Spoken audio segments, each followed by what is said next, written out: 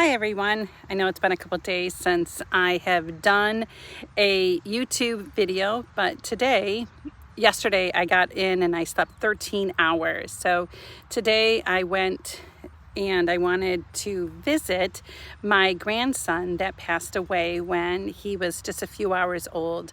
And every time I come back to Buffalo, I sit by his gravesite. And today, we were having pizza and pop together, that I just sit with my little buddy that I never got to meet except through a FaceTime that his mother had introduced me to my beautiful grandson, Isaac. Death, there is no way of grieving death.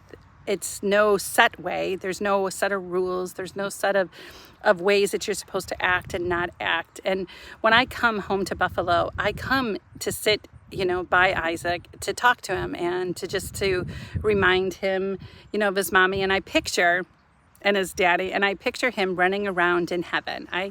That is a way that I have been able to heal, from the loss of never getting to hold my grandson Isaac.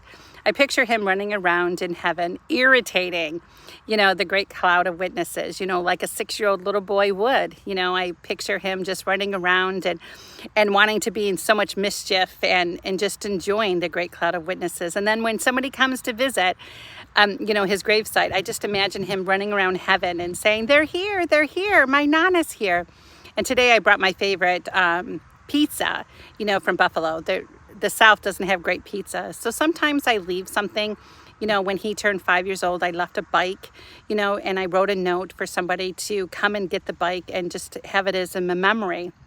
My grandson, the last time I was here, I left a gun that blew bubbles, and I left a note that if somebody picked it up, to just know that it was a memory, of my precious grandson that I didn't get to meet, but he holds such a dear part in my heart.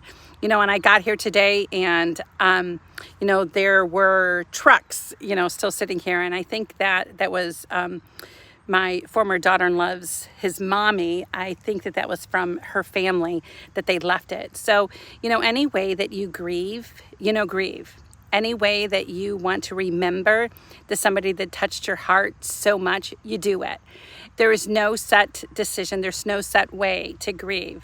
All there is that the journey of grieving, and it just shows how much I loved my grandson and the people that grieved with me, supported me. So take the time to grieve if you are dealing with a loss, and do what you need to do to show that you loved that person and that person is fresh always in your heart.